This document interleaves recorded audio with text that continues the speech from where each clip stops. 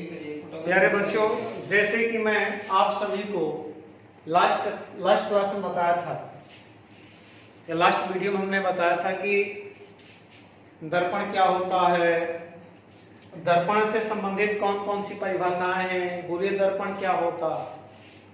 अब हम देखेंगे कि गोलीय दर्पण से संबंधित चिन्ह परिपाटी क्या होता, अर्थात दर्पण में जो कुछ भी दूरी हम लेते हैं तो किस हिसाब से दूरी लेते हैं।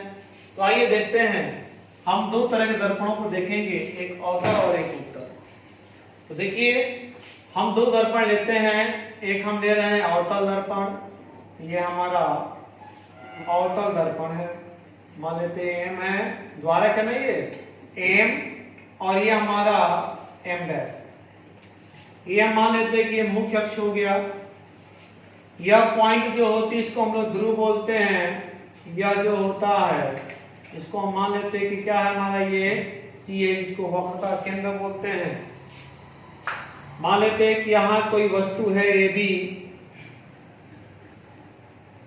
उसके बाद अगर यहां से इसे प्रकाश जाएगी तो परावर्तित होगी, इसके कटान बिंदु मान लेते हैं क्या है, मुख्य फोकस है। एक प्रकाश की किरण अगर हम यहां से ले रहे हैं, ये मान लेते हैं कि एक प्रकाश की किरण हम यहां से ले रहे हैं, ये देखिए कटान बिंदु है, ये हमारा क्या हो जाएगा बी डैश और ए डैश हो जाएगा। इसको हम लोग क्या बोलते हैं, प्रतिबिंब बोलते हैं। क्या बोलते हैं, प्रतिबिंब। ये बात आपको याद रखना है, यह हमारा क्या है, यह प्रतिबिंब है, ठीक है। अब देखिए, एक और हम दर्पण ले रहे हैं, उत्तल दर्पण।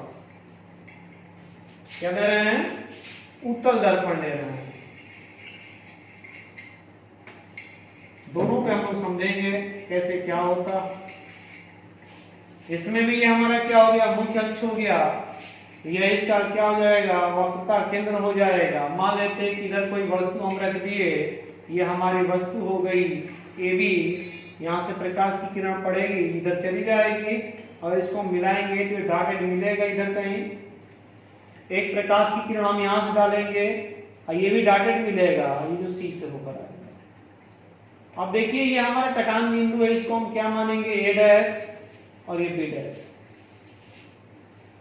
इसमें मुख्य रूप से आपको देखो, ये वस्तु है, क्या है, यह हमारी वस्तु है। इसमें भी ये क्या है, वो वस्तु है। यह हमारा क्या है, यह हमारा प्रतिबिंब है।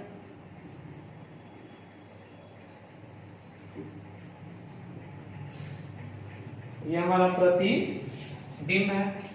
अब देखिए, इसमें हम कुछ टॉपिक लिखे हैं, जैसे लिखे हैं कि दर्पण पर प्रकाश किरणें सदैव बाईं ओर से डाली जाती है। इसके कहने का मतलब क्या है, आपने देखा होगा, ये चतुर्थांश वाला मैटर, ये चतुर्थांश ये पहला होता है, ये दूसरा होता है, ये तीसरा होता है और ये हमारा क्या होता है, चौथा। अब देखिए, अगर प्रकाश की बात करें तो हमेशा प्रकाश जो होगी वह दर्पण पर बाईं ओर से पड़ेगी, अर्थात ये प्रकाश के चलने की क्या है, दिशा। इसमें यह याद रखना है कि जब भी किसी वस्तु को हम रखेंगे तो दर्पण से उसे बाईं ओर ही रखेंगे, न कि दाईं ओर। याद रखना है कि जब किसी वस्तु को गोलीय दर्पण के सामने रखना हो तो हमेशा वस्तु को बाईं ओर रखा जाता है, अर्थात दर्पण के सामने रखा जाता है। ये बात इसमें आती है कि वस्तु से या ध्रुव के बीच की जो दूरी होती है, इसको किस से दिखाते हैं, इसको यू से दिखाया जाता है। यह बात आपको क्या करना है, याद रखना। यू से दिखाया जाता है, यू से इसमें दिखाते हैं ना। अब इसमें बात यह आती है कि यू जो होता है कब धनात्मक होगा, कब ऋणात्मक होगा। तो ये बात तय रहता है कि यू हमेशा ऋणात्मक होता है। ऋणात्मक होने का मतलब यह है कि जो प्रकाश की किरण के विपरीत दिशा में दूरी ली गई हो, अर्थात प्रकाश के चलने के विपरीत दिशा में जो दूरी लेंगे आप, वह दूरी सदैव ऋणात्मक होगी। तो देखिए, प्रकाश की चलने की दिशा ये है और इसके विपरीत दिशा में दूरी ले, इसलिए यू क्या होगा हमारा, माइनस होगा। दूसरा बात इसमें यह आता है कि अवतल दर्पण की फोकस दूरी ऋणात्मक ली जाती है और उत्तल दर्पण की फोकस दूरी धनात्मक ली जाती है। थोड़ा इसको हम समझेंगे ग्राफ के ऊपर। अगर हम इसके लिए बनाएं तो जैसे मान लेते हैं कि जैसे दर्पण है, यह पॉइंट पी है, तो इसको हम क्या मान लेंगे, यह पी पॉइंट हो गया। इसमें हम बना रहे पूरा इस ग्राफ के ऊपर, ये पी पॉइंट हो गया। उसके बाद कौन सा पॉइंट है, एफ पॉइंट है, यहां मान लेते हैं कि यह एफ पॉइंट हो गया। अब देखिए एफ के ठीक बाद ये बी डैश पॉइंट है ना, तो मान लेते हैं कि यह बी डैश पॉइंट है। उसके बाद क्या सी है, यहां मान लेते हैं कि हमारा क्या है, सी है, सी पॉइंट हो गया। और ये हमारा क्या है, बी पॉइंट है, ये हमारा क्या हो गया, बी पॉइंट। बी डैश अलग है, बी अलग है। अब देखिए हम ये बताए हैं आपको कि गोलीय दर्पण में कोई भी दूरी ली जाती है तो हमेशा वह ध्रुव से ही ली जाती है और मुख्य अक्ष पर ही ली जाती है। ये बताइए कि ध्रुव से और फोकस के बीच की दूरी को हम लोग क्या कहते हैं, फोकस दूरी कहते हैं। अगर प्रकाश इस दिशा में चल रहा है और इसके विपरीत दिशा में ले तो क्या ये ऋणात्मक होगा कि नहीं होगा, ऋणात्मक होगा। उसके बाद ये ध्रुव हो गया और ये देखिए बी डैश जो है प्रतिबिंब है ना, इसको हम लोग भी से दिखाते हैं। किसी से दिखाते हैं, भी से, अर्थात ध्रुव से प्रतिबिंब की बीच की दूरी को भी से दिखाएंगे। और ये भी हम देख रहे हैं कि प्रकाश इधर जा रहा है, क्या कर रहे हैं, दूरी हम विपरीत ले रहे हैं, ये भी हमारा क्या होगा, ऋणात्मक होगा। आगे हम चलेंगे, ध्रुव से और वक्रता केंद्र के बीच की दूरी को हम वक्रता त्रिज्या कहते हैं। क्या कहते हैं, वक्रता त्रिज्या। ये भी प्रकाश इधर जा रहा है, इसके विपरीत दिशा में ले रहे हैं, ये भी क्या होगा, ऋणात्मक होगा। अब बात आता है कि ध्रुव से और ये वस्तु के बीच की दूरी, ये प्रकाश के चलने की विपरीत दिशा में भी है, प्रकाश इधर दूरी इधर ले रहे हैं, हम इसको u से दिखाते हैं। और u से जब दिखाते हैं तो ये हमेशा क्या होता है, माइनस होता है। देखिए इसमें ध्यान से कि ध्रुव से फोकस के बीच की दूरी को फोकस दूरी, और ये प्रकाश इधर इसके विपरीत दिशा में, इसलिए ऋणात्मक हो गया। कहने का मतलब यह है कि अवतल दर्पण की फोकस दूरी ऋणात्मक हो गई। प्रतिबिंब की बात आई तो ध्रुव से प्रतिबिंब के बीच की दूरी को भी से दिखाते हैं। प्रतिबिंब मतलब ध्रुव से प्रतिबिंब के बीच की दूरी को भी से दिखाते हैं। और ये भी प्रकाश के चलने की विपरीत दिशा में लिए, ये भी ऋणात्मक हुआ। ध्रुव से वक्रता केंद्र के बीच की दूरी को वक्रता त्रिज्या कहते हैं, आर से दिखाते हैं। और ये भी देखिए प्रकाश के चलने के विपरीत दिशा में, ये भी क्या हो गया, ऋणात्मक हो गया। अब बात करते हैं किसका, ध्रुव से वस्तु के बीच की दूरी। ये बताइए कि ध्रुव से वस्तु के बीच की दूरी को u से दिखाते हैं और ये भी प्रकाश के चलने के विपरीत दिशा में है, इसलिए ये भी क्या होगा, ऋणात्मक होगा। अब थोड़ा इस पे समझते हैं, ये हम इसके लिए बना है, तो इसके लिए हम बना कर देखते हैं उत्तल के लिए। जब उत्तल के लिए हम बनाएंगे, जैसे दिया है उसी तरह बनाएंगे। ये हमारा P पॉइंट है ना, मध्य में है, ये हम यहां लिख दे P, ये वाला, ये B है, यहां लिख दे B। P के बाद क्या है, देखिए यहां पे ये B डैश है,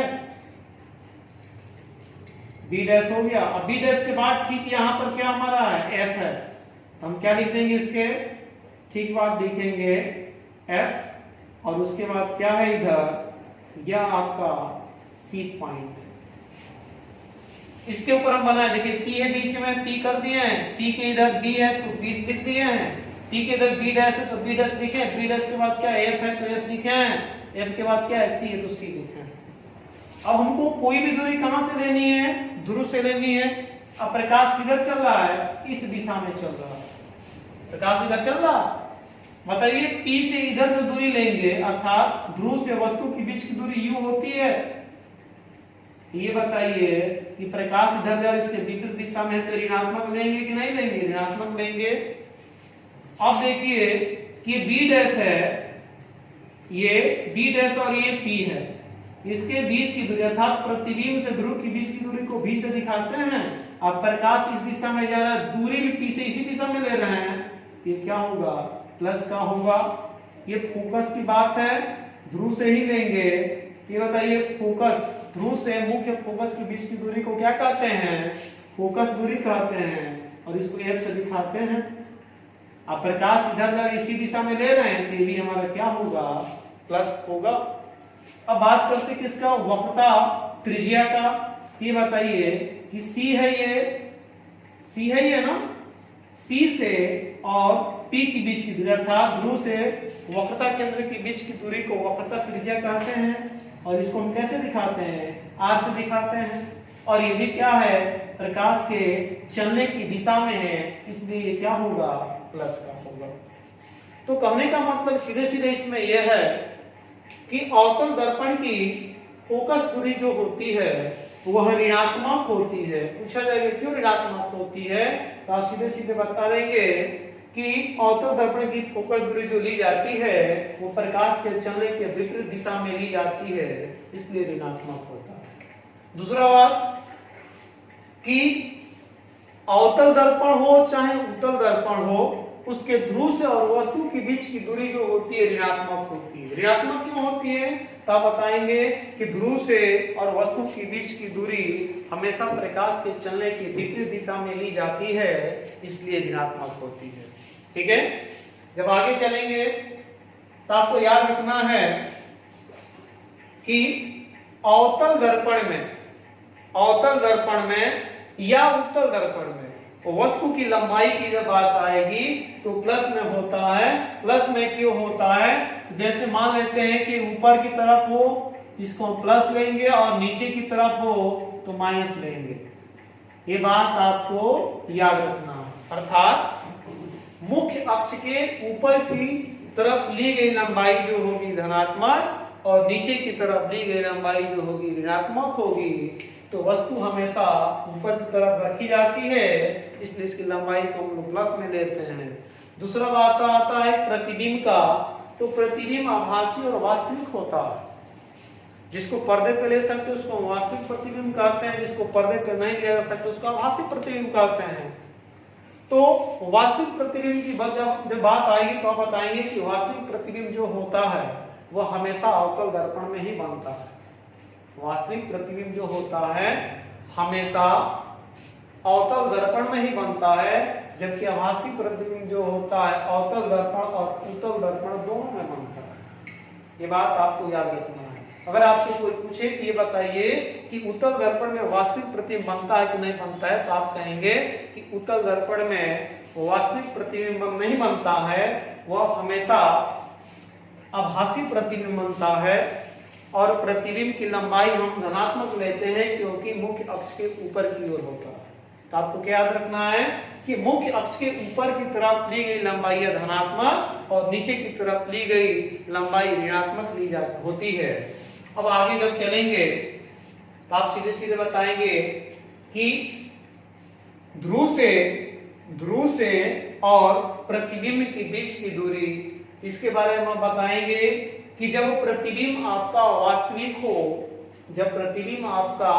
वास्तविक हो तो जो भी का मान होगा वह ऋणात्मक होगा, और जब प्रतिबिंब आपकी आभासी हो तो भी का मान आपका प्लस होगा। आपसे पूछा जाएगा सर क्यों, तब बताएंगे कि वास्तविक प्रतिबिंब की स्थिति में भी जो होता था प्रतिबिंब और ध्रुव की जो बीच की दूरी ली जाती है वो प्रकाश के विपरीत दिशा में ली जाती है, जबकि आभासी प्रतिबिंब की स्थिति में भी और पी की बीच की दूरी जो होती है प्रकाश के चलने की दिशा में ली जाती है, इसलिए उसको हम लोग धनात्मक लेते हैं। ये बात आपको याद रखना है।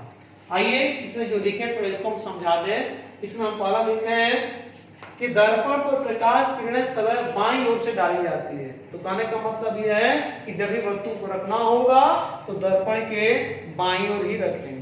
दूसरा बात इसमें हम ये लिखे हैं कि समस्त दूरियां दर्पण के ध्रुव से मुख्य अक्ष के साथ नापी जाती है। कहने का मतलब शुरू से बताते आ रहे हैं कि गोलीय दर्पण में यदि कोई भी दूरी हमें लेना हो तो हम ध्रुव से ही लेंगे और मुख्य अक्ष पर लेंगे। ठीक है। तीसरी बात इसमें यह है कि आपतित किरणों की दिशा में नापी गई दूरियां धनात्मक। कहने का मतलब यही है कि प्रकाश के चलने की दिशा में जो हम दूरी लेंगे वो धनात्मक लेंगे। ठीक है। चौथा इसमें हम लिखे हैं कि आपतित किरणों के विपरीत दिशा में नापी गई दूरी ऋणात्मक ली जाती है, अर्थात प्रकाश के चलने के विपरीत दिशा में यदि हमें कोई भी दूरी लेनी हो तो हम उसको ऋणात्मक ही लेंगे। अगला हम लिखे हैं कि वस्तु की लंबाई सदैव धनात्मक नापी जाती है। धनात्मक क्यों नापी जाती है? क्योंकि वस्तु की लंबाई जो होती है मुख्य अक्ष से ऊपर की तरफ ली जाती है, इसलिए उसको हम धनात्मक लेते हैं। और प्रतिबिंब की लंबाई जो होती है मुख्य, देखो इसमें लिखे हैं कि वस्तु और प्रतिबिंब की लंबाई मुख्य अक्ष के ऊपर की ओर धनात्मक। अभी कह भी रहे हैं कि जो ऊपर ले धनात्मक लेंगे, जो नीचे लेंगे और क्या करेंगे, ऋणात्मक लेंगे। ठीक है। एक बात आपको हमेशा याद रखना है कि वास्तविक प्रतिबिंब जो होता है उसको पर्दे पे हम ले सकते हैं, लेकिन आभासी प्रतिबिंब को हम पर्दे पे नहीं ले सकते हैं। वास्तविक प्रतिबिंब जो होता है हमेशा अवतल दर्पण से बनता है, जबकि आभासी प्रतिबिंब जो होता है अवतल दर्पण और उत्तल दर्पण दोनों में बनता है। समतल दर्पण में भी आभासी बनता है। ठीक है। दूसरा बात इसमें यह भी याद रखना है कि उत्तल दर्पण द्वारा जो प्रतिबिंब बनता है, उत्तल दर्पण द्वारा जो प्रतिबिंब बनता है वह वस्तु के आकार से बहुत छोटा होता है, जबकि अवतल दर्पण में ऐसा नहीं होता है। जब हम आपको स्थिति बताएंगे तो उसमें हम आपको बताएंगे कि कब वस्तु को कहां किस प्रकार से रखा जाएगा तो उस वस्तु का प्रतिबिंब वास्तविक बनेगा, कि आभासी बनेगा, कि बड़ा बनेगा, कि छोटा बनेगा। अलग अलग स्थितियां उसके बारे में हम लोग पढ़ेंगे। ये बात आपको याद रखना है। इसमें सबसे महत्वपूर्ण बात यह है कि प्रकाश के चलने की दिशा में ली गई दूरी धनात्मक, विपरीत दिशा में ली गई ऋणात्मक लेंगे। मुख्य अक्ष के ऊपर की तरफ ली गई लंबाई धनात्मक, नीचे की तरफ ली गई लंबाई ऋणात्मक होगी। और मोस्ट इंपॉर्टेंट इसमें यह है कि u का मान अर्थात ध्रुव से वस्तु की बीच की दूरी कभी भी लेंगे तो यह हमेशा आपका ऋणात्मक होगा। ठीक है। चलिए अब मिलते हैं अगले वीडियो।